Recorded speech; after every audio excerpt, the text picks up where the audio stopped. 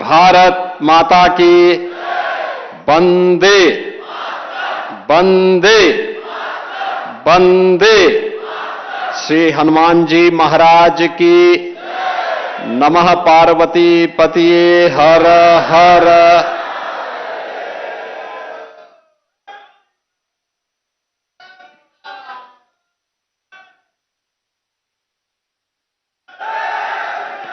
प्रतिष्ठा द्वादशी समारोह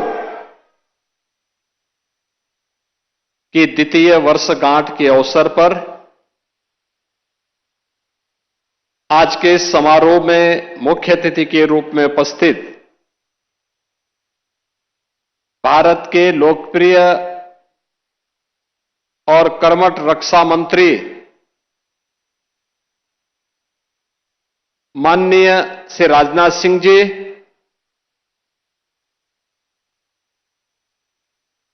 उत्तर प्रदेश सरकार में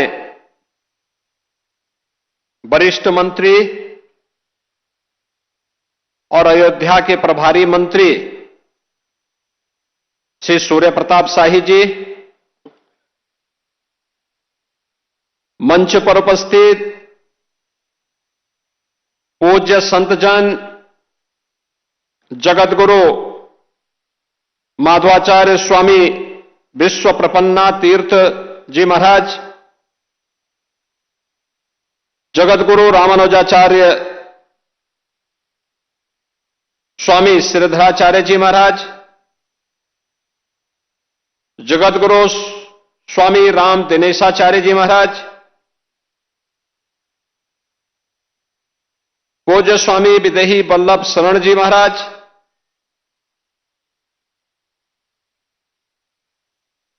ज्ञानी चरणजीत सिंह जी, हनुमानगढ़ी के श्री महंत धर्मदास जी महाराज, ज्ञानी गुरुजीत सिंह जी,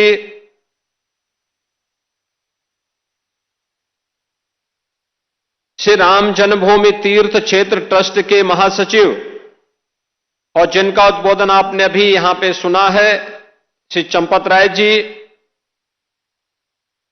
श्री राम जन्मभूमि मंदिर निर्माण समिति के अध्यक्ष श्री निपेंद्र मिश्र जी, श्री राम जन्मभूमि तीर्थ क्षेत्र के न्यासी महंत दिनेन्द्र दास जी महाराज, महापौर अयोध्या महंत गिरीशपति त्रिपाठी जी, जिला पंचायत अध्यक्ष श्रीमती रोली सिंह जी,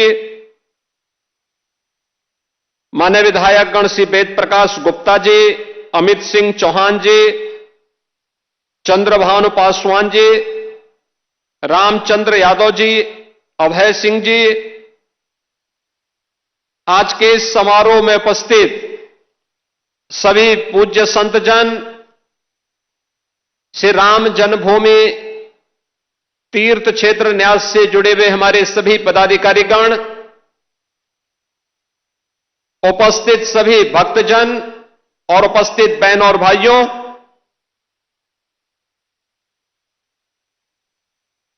प्रतिष्ठा द्वादशी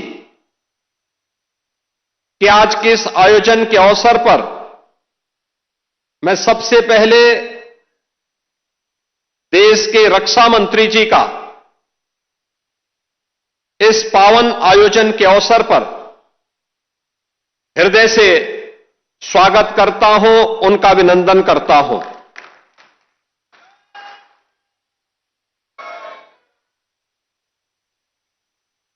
माननीय रक्षा मंत्री जी ने उत्तर प्रदेश के मुख्यमंत्री के रूप में कार्य करते हुए भी और उत्तर प्रदेश सरकार और संगठन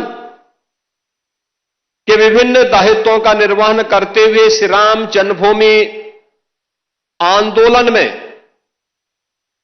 उनकी प्रत्यक्ष भूमिका रही है और इसीलिए आज 500 वर्षों के बाद श्री राम जन्मभूमि पर प्रभु रामलला का विराजमान होना, मंदिर का यह भव्य स्वरूप देख करके वह अत्यंत अभिभूत हैं, आनंद की अनुभूति कर रहे हैं, गौरव की अनुभूति कर रहे हैं। और चूंकि उन्होंने उस आंदोलन में सक्रिय भूमिका का निर्वहन किया, तो स्वाभाविक रूप से आज के इस समारोह में जब प्रतिष्ठा द्वादशी के इस अवसर पर माता अन्नपूर्णा के मंदिर में सनातन धर्म की ध्वजा का आरोहण का कार्य वह कर रहे थे, तो उन्हें मैंने अत्यंत भावुक होते हुए भी देखा है।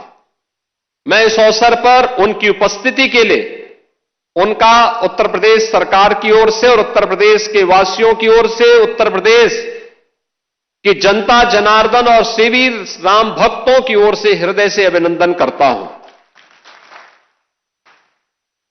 बहन और भाइयों, स्वतंत्र भारत के बाद श्री राम जन्मभूमि आंदोलन के अनेक पड़ाव अयोध्या ने देखे हैं। अयोध्या जिसके नाम से ही एहसास होता है कि यहां कभी युद्ध नहीं हुआ, यानी कोई भी दुश्मन यहां के शौर्य से, यहां के वैभव से, यहां के पराक्रम के सामने कभी टिक नहीं पाया।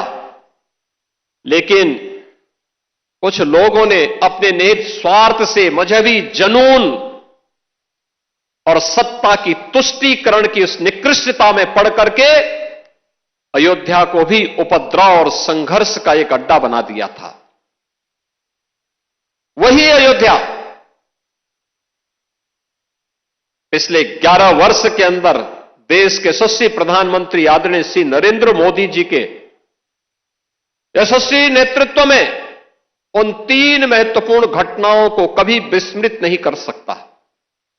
याद करिए, 5 अगस्त 2020 जब पहली बार स्वतंत्र भारत में देश का कोई प्रधानमंत्री स्वयं अयोध्या धाम में पधारे और उन्होंने अपने कर कमलों से 500 वर्षों के कलंक को पूरी तरह समाप्त करते हुए श्री राम जन्मभूमि के लिए मूर्ति भूमि पूजन के कार्यक्रम को संपन्न किया था। दूसरी तिथि जब 22 जनवरी 2024 को, और हिंदू पंचांग के अनुसार कहें तो पौष शुक्ल द्वादशी की वह पवित्र तिथि, जब स्वयं फिर आदरणीय प्रधानमंत्री जी अयोध्या धाम पधारे और उन्होंने श्री राम लला के भव्य मूर्ति की प्राण प्रतिष्ठा के कार्यक्रम को अपने कर कमलों से संपन्न किया।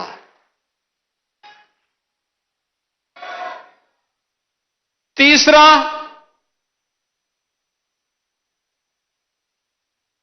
जब अभी 25 नवंबर को विवाह पंचमी के शुभ अवसर पर आदरणीय प्रधानमंत्री जी फिर अयोध्या आए थे और राम मंदिर के मुख्य शिखर पर उन्होंने सनातन धर्म की ध्वजा पताका को, भगवा ध्वजा को प्रतिष्ठित करके सनातन से ऊपर कोई नहीं, इस सनातन की ध्वजा पताका हमेशा दिग दिगंत तक ऐसे ही गूंजती रहेगी और ऐसे ही दिखाई देगी। इस उद्घोष के साथ उन्होंने अयोध्या में आकर के पूरे देश और पूरी दुनिया को एक संदेश दिया। बहनों और भाइयों, अयोध्या ने जो संघर्ष देखा था, पिछली सरकार ने अयोध्या को लहूलुहान करने का कार्य किया था। जिस अयोध्या में कभी संघर्ष नहीं होते थे, उस अयोध्या को लहूलुहान करने वाले लोग, उस अयोध्या में जिनके शासन में आतंकी हमले होकर के अयोध्या को लहूलुहान करने का प्रयास हुआ था, लेकिन प्रभु की कृपा और बजरंगबली जहां की रक्षा स्वयं कर रहे हो, वहां तो भूत पिशाच से निकट नहीं आवे महावीर जब।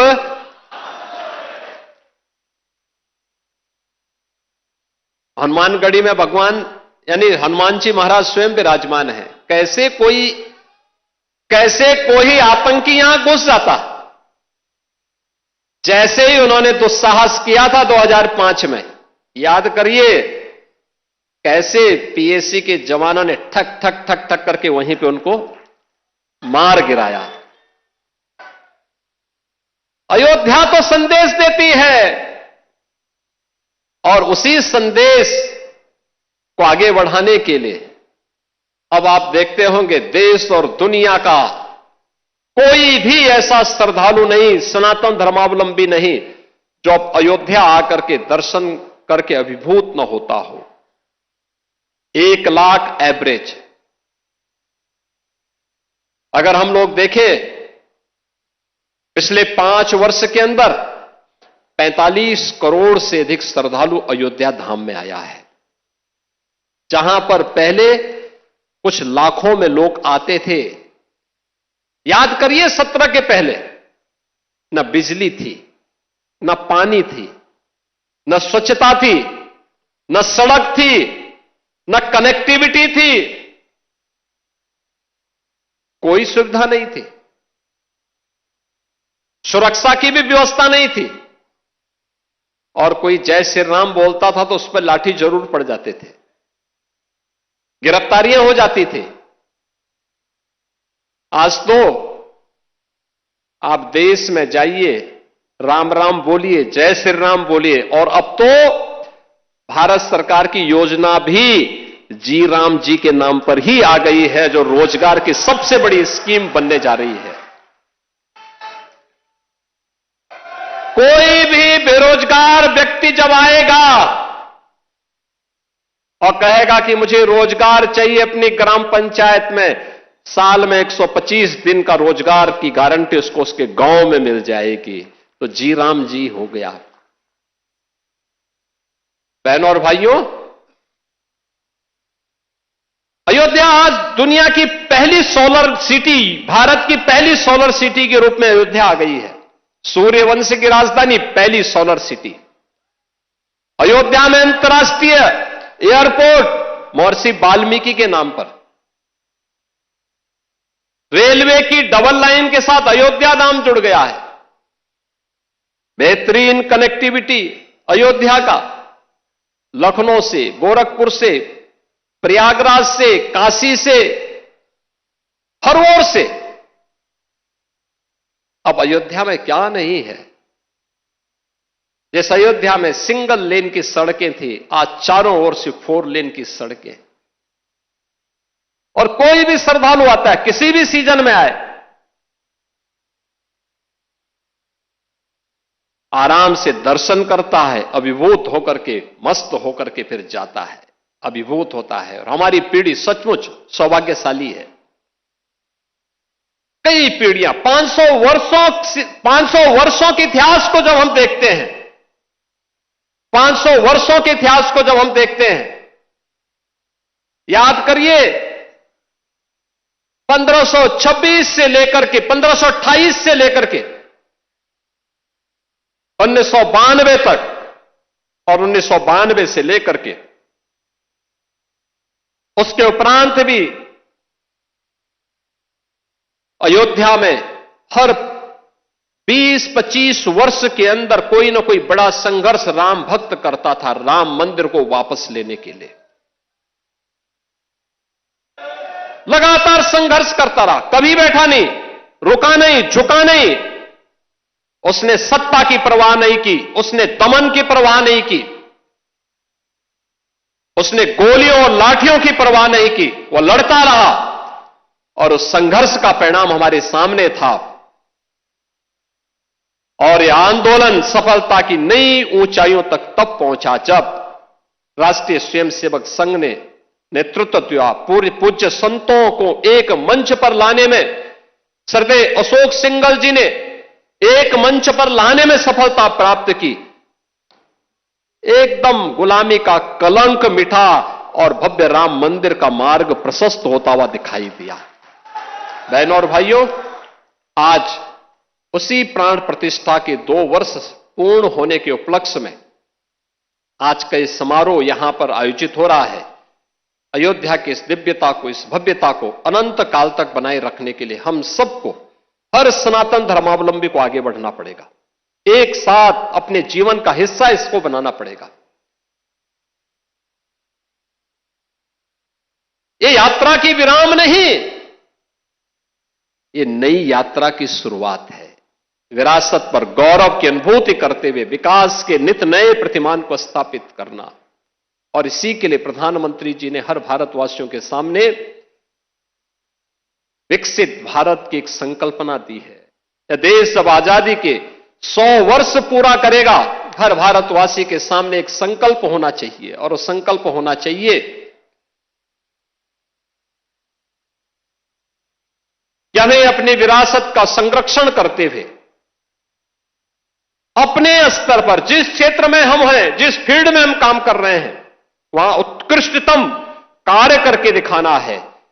अपने देश के लिए, सनातन धर्म की ध्वजा पताका को ऊपर उठाने के लिए हम सबको मिलकर के सामूहिक प्रयास को आगे बढ़ाना पड़ेगा, और यही प्रयास भारत को दुनिया की एक बड़ी ताकत के रूप में स्थापित करेगा। प्राण प्रतिष्ठा द्वादशी के अवसर पर मैं एक बार फिर से सभी राम भक्तों को बधाई देता हूं। आज के समारोह के मुख्य अतिथि माननीय रक्षा मंत्री जी का हृदय से अभिनंदन करता हूं। आप सबके प्रति भी हृदय से अपनी शुभकामनाएं देते हुए प्रभु से यही प्रार्थना करता हूं कि वो आपके जीवन में, कल वर्ष 2026 का पहला दिन है। 2026 अंग्रेजी तिथि का जो वर्ष प्रारंभ हो रहा है, यह पूरा वर्ष आपके जीवन में शुभ और मंगलकारी हो, इस विश्वास के साथ आप सबके प्रति मेरी मंगलमय शुभकामनाएं हैं। धन्यवाद। जय हिंद, जय जय श्री राम।